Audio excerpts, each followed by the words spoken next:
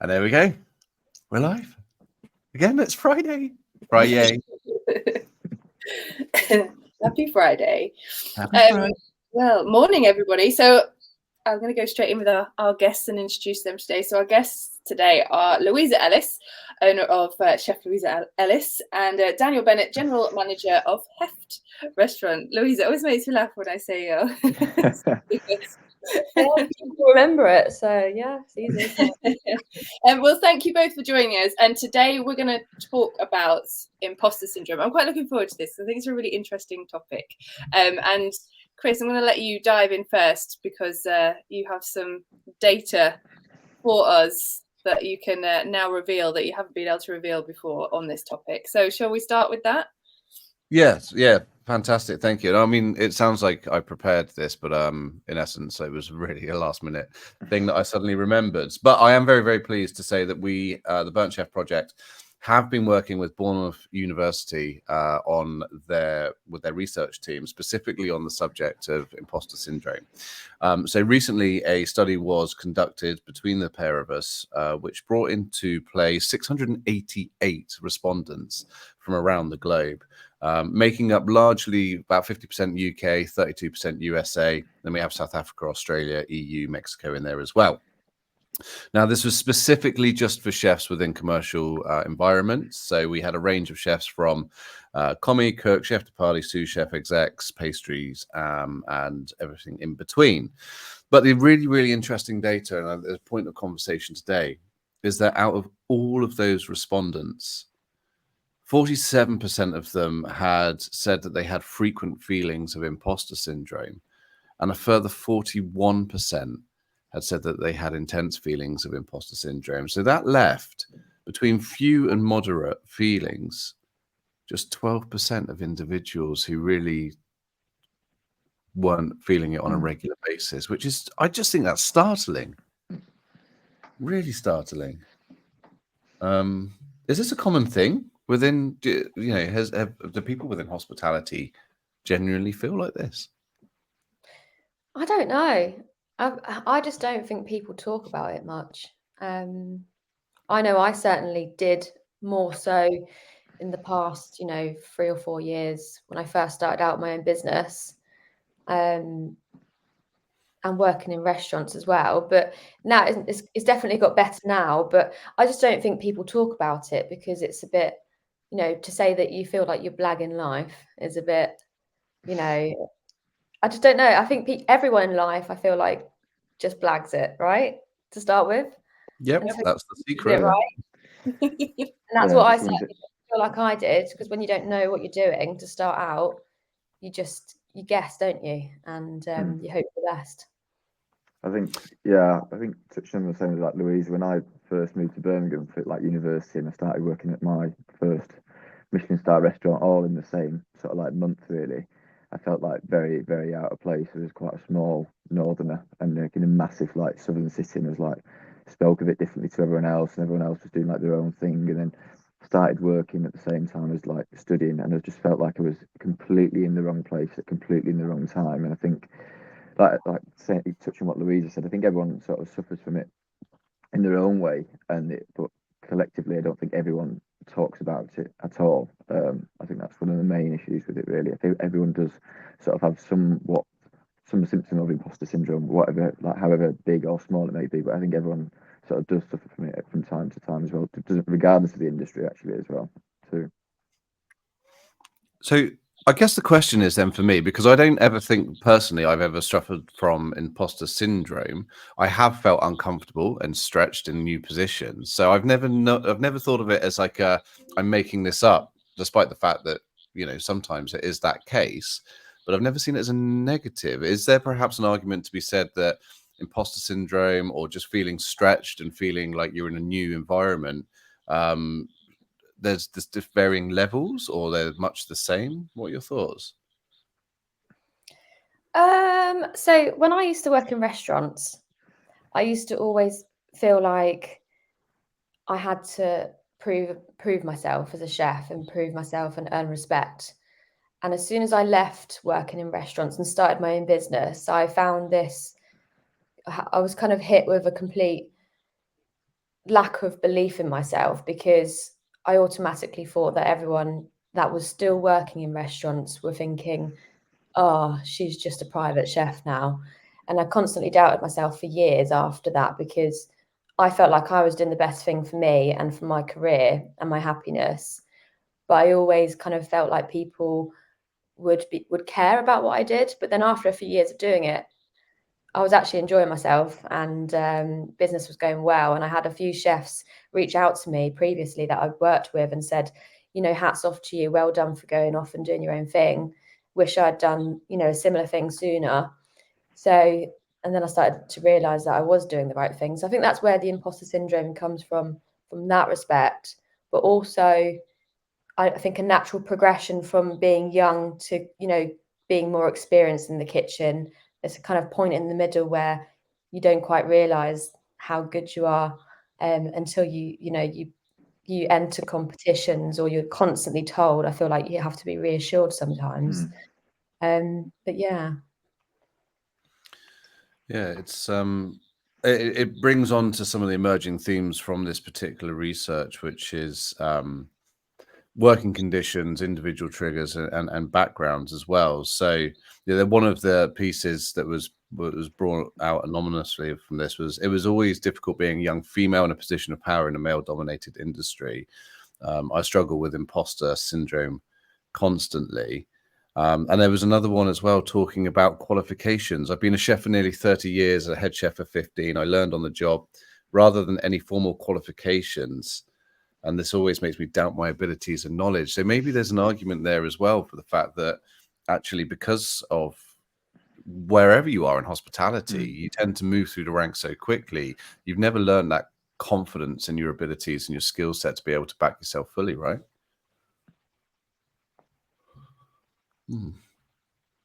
Have you You're so quiet this morning. Daniel, have you Louisa, been through any qualifications? Sorry, for your roles. Not at work. I've done a couple of like WCTs whilst I was alongside work. I think all my my main qualifications have always been through sort of like university, where I studied at Birmingham, doing like business management in hospitality. And I think it can sort of swing both ways. Like touching on what you just said, there's not many people I know, I'll be honest, who are like senior positions in restaurants or in kitchens who have been to university and then sort of like got these formal qualifications, really, to sort of like say that they've done, or like they've studied business management, or they've studied culinary arts management. And it's sort of like, sometimes it can feel like the other way around, that I've been to university and I've done all these qualifications and I go somewhere else and then no one else there has got these jazzy awards and qualifications. You think, oh, maybe did I spend all the years just like doing it for no reason at all? Was there actually a reason for it? I think it's obviously the reason that we do go to university is just discover like the academic side more of it, sort of like the back of house role, the more sort of like financial things. And then, but when you do step into these sort of like real working life establishments, these restaurants now, you think there's not that many people who go through these formal qualifications anymore. I think so. Even though you've done the right thing, you still feel like you're not in the right position at the same time, or you've not got the right things to go on for. Yeah, I agree. I don't feel like you have to have all of these qualifications to become a chef, because you do learn more on the job, and it's not until you get into a professional kitchen where you actually start learning what it's like. But at the same time, so I did go to college. I went to college for 2 years, and I wouldn't disencourage it either, because I think it's good to stay young and have less responsibility. As long as possible, of course, but also it kind of gradually, eases people in, rather than, if someone's just to be chucked straight into a professional Michelin star kitchen, sometimes that can be a bit much. So I think either way is fine. I think if you want to soak everything up like a sponge, and you know what kind of food you want to cook, then great, go into a Michelin star kitchen and soak everything up like a sponge, because when you're young, I think it's a lot easier to do that, isn't it? Louisa, we've spoken previously about confidence, and one of my questions that I wanted to ask today was about confidence. It's very different, isn't it? Appearing to be confident and actually genuinely being a confident person. And I know you said that you weren't always a confident person. Is that something that you've had to teach yourself, and why did you feel like you needed to be more confident? This definitely comes from the imposter syndrome when I left working in restaurants. But it just takes years of experience to gain that. And I think, for example, like when I entered into MasterChef, I was quite young back then. I was 21, and I didn't feel like I had a lot to lose at that point in my career because I was still learning. I still knew that I, wasn't at the top of my abilities. And that kind of experience, taught me a lot. But then going into Great British Menu, for example, which is a total different ball game, and it's, in my eyes, it's like well-established chefs that are going in. They've got a lot to lose because, it's a crazy good competition. And my confidence going into that was like, I didn't have as much of it because I was just like, oh, I'm up against all of these restaurant chefs. I don't have my own restaurant. Am I going to be as good? But then it's reassuring because there's certain elements where it worked in my favor because I was used to working in different environments all the time. For example, with what I do, I go to different people's homes, different venues. So that part of it actually gave me a bit more confidence in what I do. But yeah, no, I think it depends on the day as well, how confident you feel and come across, in a different scenario, in a different environment. I think naturally anyone would be less confident. And it's not a bad thing to, some people do show more confidence and that's okay. It doesn't mean necessarily they are really confident in what they're doing. I think that's fine. Daniel, are you naturally confident, or is it something you feel like you've had to work at? I think when I first started in the industry, I was sort of like quite a shy, sort of like young, sort of like my first job, sort of feeling every single day and sort of. But I think sort of now I've progressed into sort of a bit more of a sort of like confident. It's a bit more, yeah, I would say a bit more sort of like out leading and sort of like. I'm the front of like a very, very young team at Heffrey. Our team members are sort of like 13, 14. So, and I'm unfortunately the oldest member of staff. So you've got to be sort of like showing confidence to them. Otherwise, I think they'll start getting a bit worried in you. And if you don't start trusting you, then you've got to be. They'll just lose all faith in you. I think there's only a couple of times really where I've just been like, oh my God, I cannot do this today. And I think touching on a couple of restaurants that I worked in London, like one of them being St. John, it's been the biggest restaurant I think I've ever worked in, really. It's just an absolute mecca for chefs. And I was like the youngest member of staff there, and everyone had been working there for 30 odd years. And when I first came in, I was just like in this jacket that was 5-6 times too big for me. And I was like, oh my God, I'm not in the right place here. And the first couple of shifts, I was like stuttering through sentences and mumbling and like shaking all the time. But I think I think like Louise said, you slowly build up into that role. You sort of make yourself more confident with the surroundings and the people you're in as well. But I think also, especially front of house, where we're always like guest facing all the time, I think you sort of sometimes have to sort of put on that front, and you have to sort of like make yourself appear confident, even though you've had an absolute like shocker of a day or a shocker of a service the night before. Like you've always got to be sort of like smart, fresh faced, and sort of like ready to go, whatever's like the crack is, really. Yeah.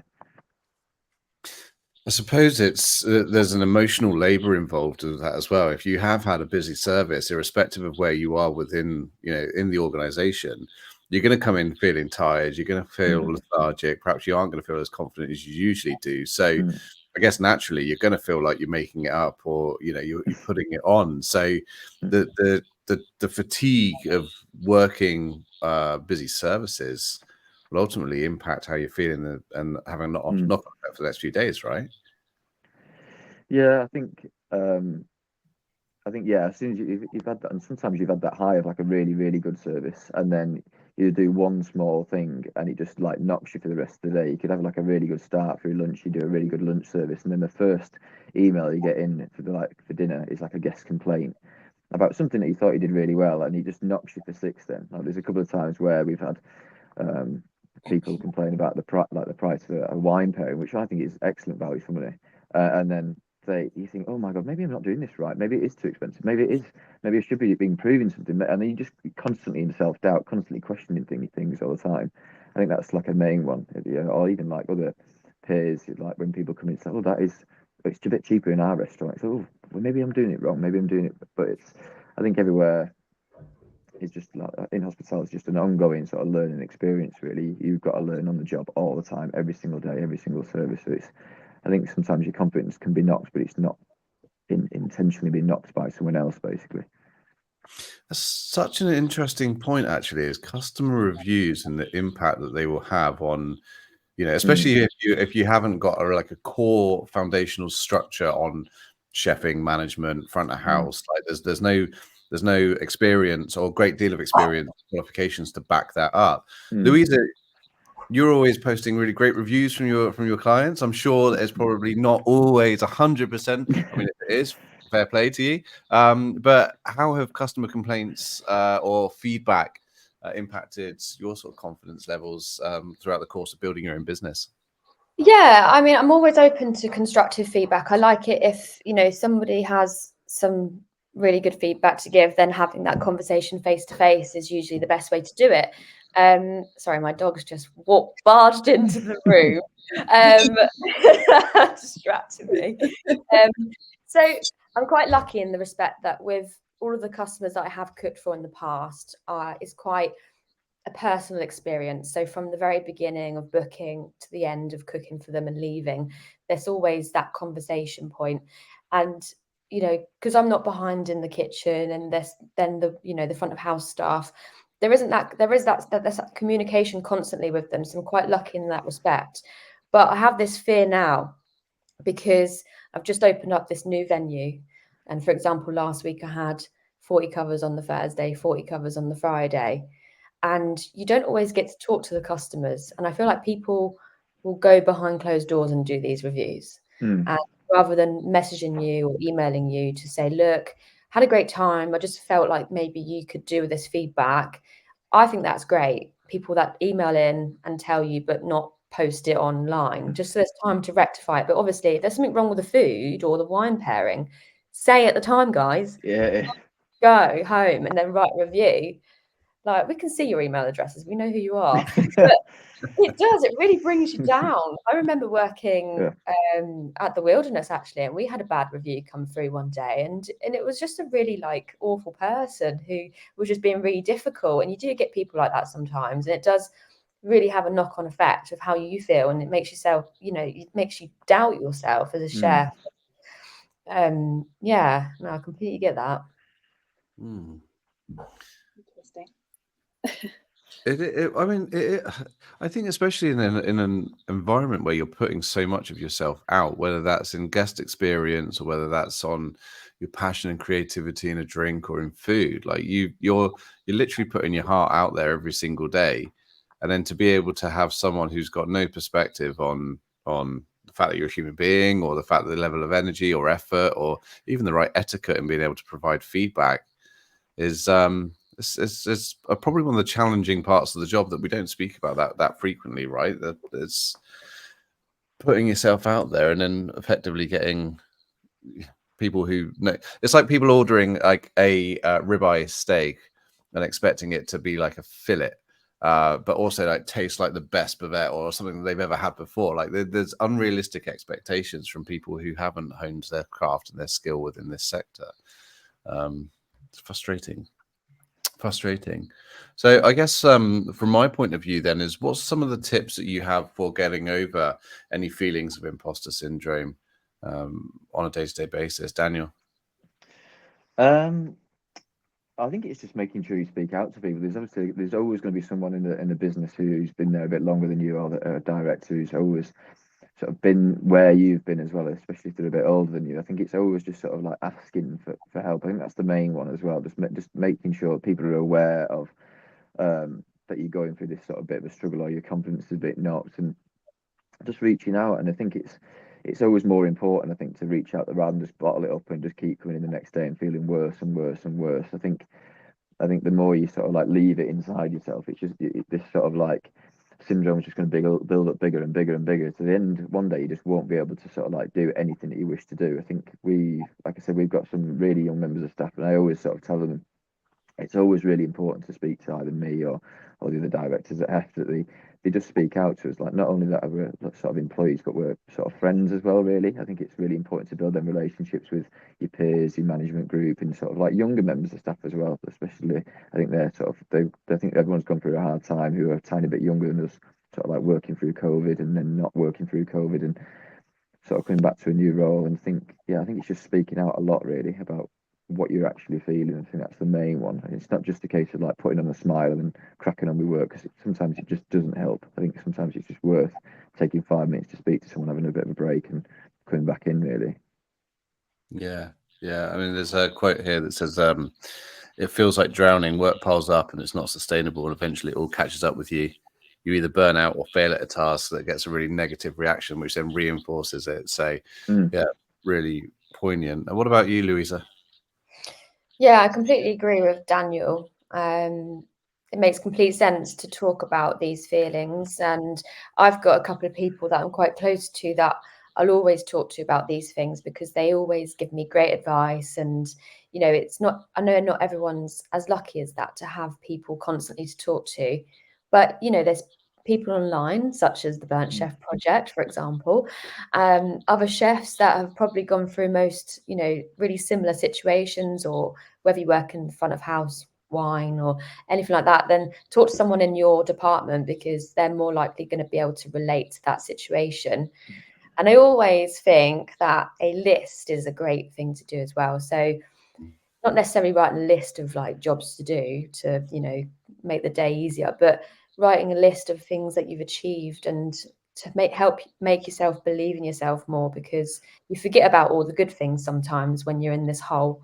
So just to remind yourself, and, you know, just be like, yeah, I've been through this before. I've had this imposter syndrome before. Did I come out of it? Yes, I did. How can I come out of it? This is what I can do. It's really, really poignant. Go on, Cara. Sorry, No, I keep that's in. really I think good advice, especially, I mean, I love a list anyway, so that's very good advice.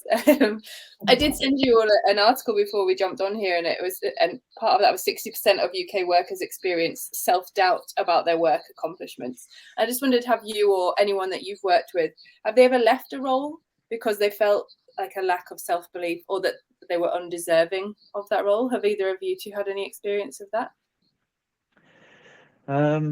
I think so. Sort of like a role that I left probably a couple of years ago. I'm not going to mention where it was. I think I was moving around from one restaurant to another, and this was a very sort of like big sort of establishment. It was a business that I sort of stepped into like an AGM role there, and I just don't think I was ready in my sort of career progression to sort of like jump into that straight away. I think I felt like a very much sort of like looked down upon by sort of like junior members of staff, and I was like, maybe this is not the right time for me to be in such a sort of high profile position. I don't think it's a couple of, I think that's the only time really I've generally felt like that. I think in the restaurants and businesses I've worked before, I've always felt like I've sort of naturally stepped into that shoes, or I've been given that progression internally. And it's sort of like the first time, I think, when you go into a business and you've gotten straight into like this really high management role, I think sometimes you can feel slightly sort of undervalued by your peers, because maybe they don't think you're worthy of that position straight away. Maybe they've been there for like 2-3 years, and they maybe feel like they deserve it more, and then they feel like the imposter. But at the same time, then you'll feel like the imposter because they feel like you're not meant to be there, really. It's all like, but I think it's only happened like once maybe, where I just generally don't feel like I've meant to be at that position at that given time, which is a shame. Louisa, what about yourself? Have you experienced that, or? I think more so when I left college going into restaurants straight away. I think that was quite, you know, demanding and scary to start with. But mainly when I started my own business, and that was 7 years ago now. But it was just kind of like when I started doing it, I was just like, can I do this? I haven't got a business degree. I haven't got this. I'm not good with numbers. I can't write an email. But like, you just teach yourself, don't you? That's a great thing called YouTube. And also just asking people and getting people to help and using inspiration. And gradually it was fine. But the first couple of years, I was just like, I have no idea what I'm doing. I sent an email once and I'd spelled loads of words wrong. And I was just like, Jesus, you look like a great like business owner. But now I just like spell check things like over and over and over again. It takes about an hour to send one email. Yeah, so a bit different, but yeah.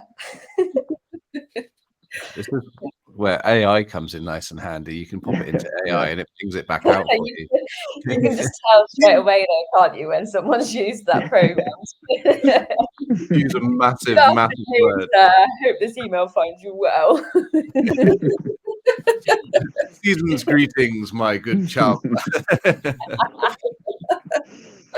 Good What old. about your own expectations and pressures that you put on yourself, Louisa? What, in terms of being successful, do you have things that you put on your own kind of shoulders that nobody else is expecting from you, but you've just done that yourself? I'm a little bit of a people pleaser, and I find it really hard to say no to people. But I need to start doing that because actually I've got to a point now where I'm just burning myself out constantly. And I'm starting to realize that I'm doing it and how and why I'm doing it. And I always feel like I'm going to let someone down if I don't do something or do something new, like something that I haven't done before. I feel like I need to constantly tick things off to prove that I've done, this experience in the right way. But yeah, I'm learning. I am learning. So I feel like I realize when I'm going to burn out, and then I kind of take a step back and I just like go, whoa, like just hold off a little bit, just take a minute to take a breath. Because it does happen quite often, I feel like, in the industry, no matter where you work. And it might even be that someone has an okay life at work, but they have a lot going on at home, and that's what's burning them out. And there's just so much pressure that builds up from it all. Yeah. Daniel, do you have kind of expectations and pressures you put on yourself to be successful? I think like similar to what Louisa said, really. Like when we're always guest facing and with Heft, and it's like we were doing a service all day because we start at 12 and the bar's open and the restaurant's open to eat like in either side. I think you've always got to be like, oh yeah, I can do that, and then at the end of the day, you just can't do anything, or you can't do everything that you want to do. Like you've always got to like juggle the restaurant, you got to juggle the bar. You just can't do everything at any given time, really. And I think it's not just a case of like at work, like if you've got these friends outside of work that you want to go and see, you want to go and I'll plan that in next Friday, and then you've got I've got work next Friday, so I'll finish work early, I'll go there, and it's just like constantly juggling.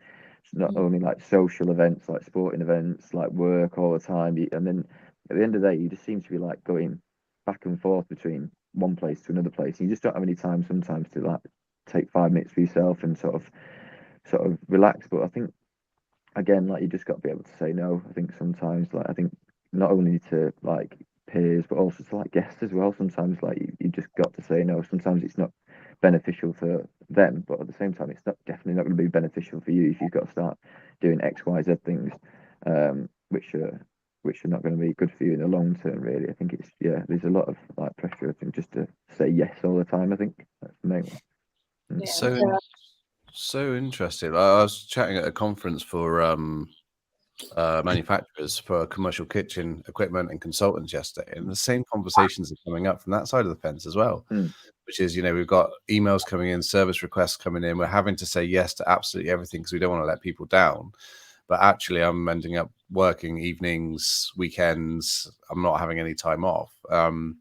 So it's interesting to hear that it's from all sides of the sector, all sides of the ecosystem, and not just one particular role. So it's scary. It's really scary. We do need to learn to say no in healthy ways more often, right? I'm always in awe. I've definitely got one friend that is very good at just saying no and doesn't think about it. It just does, and I just don't know, because it's just not natural. You just do say yes, don't you? It just feels like you should say yes. So when she does say, I watch her say no, I'm like, oh, I wish I could have a bit of a Yeah.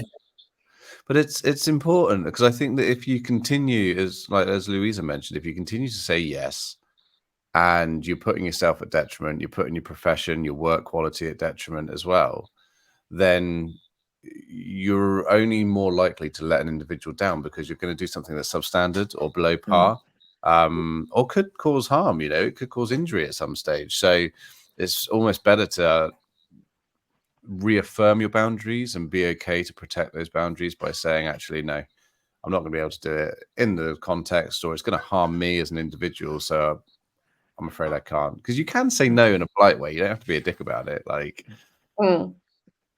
Yeah. You can. It's just I don't point. find it. Do you know when you ask someone a question and you're like, oh, do you fancy I don't know, going on a park run next Saturday? Right? And they're like, oh yeah, I'll let you know, maybe. It's like, I'd rather just someone say, no, I don't want to go on a park run, or no, I don't think I'll have the energy because I would have worked till about 2 a.m. the day before. Like, just being honest like that. You don't even have to be like mean about it. Like, just say you can't do it or you don't want to do it. Yeah. I think I don't know whether or not that comes from childhood though. Like, you know, when your parents used to say for you to do things, you learn very quickly, never say no to your mum and dad. Like, if you're going to clean up, you can clean up. No. Like, it just ends up in pain. So I guess we're programmed, we're taught to be going, oh no, and I'll do it because, you know, it's the right thing to do. And then we never practice that skill, do we, to be able to say no. Yeah, that's true. That is true. You need to do a course on how to say no. It's coming. It's coming. I think one of the final things that I just wanted to throw in here, and one of the things that managed to get me around the subject, or a better understanding of the subject of imposter syndrome. We've lost Daniel. Oh, there he is. Daniel's had enough. He's like, I'm out. You learned how to say no. No, I just looked me out. I'm sorry, I don't know where I went then. He's just practicing to say no. No. Yeah. No. What do they say? Is it the Irish goodbye where you just leave a party, just leave a room without saying goodbye? The big epiphany for me on imposter syndrome was when we're watching COVID, and you see Boris Johnson stand up at the beginning of COVID, and he's got an entire nation all watching him, and he hasn't got a bloody clue. Like, no one knows anything about this yet, and he speaks with such confidence and conviction, and the whole country, I go, oh, okay, yeah, it's not going to be a problem. It's absolutely fine.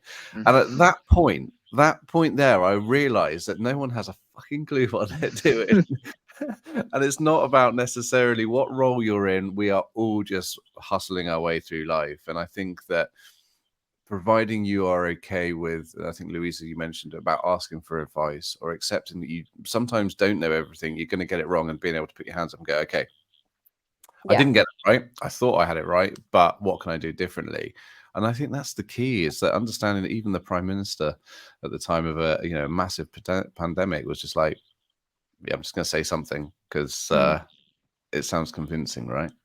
Were there any comments, Cara, that you wanted to highlight on this one? I think, as someone's just put there, that at work it's better to not overcommit and then underdeliver, which I think we kind of touched on, isn't it? Sometimes you do try and do so much that then you end up doing a not particularly good job of all of those things that you said that you would do. So, and then, like you said, you just end up yourself burnt out and ill, and then you can't do what you do. So a friend of mine said, you've got to look after the goose that lays the egg, which I thought was quite funny saying. If you want that, if you want to get the golden egg. So yeah, I thought that was quite interesting. But no, I don't know. Is there any other comments on here? John Stapleforth has said that he finds journaling really helpful to be able to put things into context and give a different perspective, but also that managing expectations is difficult as well. So I think I just think we just need to be kinder to ourselves. Like, we put so much pressure to be perfect and to be able to uphold this view of ourselves that perhaps we worry people would think of us differently. But the only race you're in, the only competition you're in, is a competition with yourself. And if you're going to end up burning yourself out, is it worth it? Like, Yeah. Anyway. No. And I think you do deserve to be there. You've worked hard, and people have got the confidence in you to put you in those positions. And sometimes you have to take a step back and remember that. So you're not there for no reason. Yeah, definitely. There we go. Went over slightly, as per usual. So to bring it to a close, thank you both so much. That was really good, and it's always interesting to hear everyone's perspective on something like imposter syndrome and confidence, because everyone's different and how they deal with it. Next week, is that next week? You're not here, Chris. Is it me flying solo next week? I believe. No, I think I'm here next week. What week's Glastonbury? It's the last week of the month. Yes. Oh, so the week after that. Okay, so we've got you next week. Got you next week. Glastonbury, are you? Oh yeah, I mean I can dial in. It's absolutely fine. You should learn to say no, Chris. Just say You're no. not I'm not doing it. 30 a.m. I'm just doing it out of more curiosity to see what the audience response is as I'm sat in a deck chair with a can of Stella. I didn't do Stella actually, so I don't know why I said that. I'd watch it. I'd definitely tune in if you. Hawaiian shirt and unicorn leggings from the night before, but yeah. Yeah. Well, hold that a thought, because that's not happening next week. Next week, we have got Samira Efra from 84 at Grantley Hall, and Dan Lee, fellow MasterChef professionals, actually, Louisa. He's joining us as well, and he's got Hawker Dan street food. So those are our guests next week.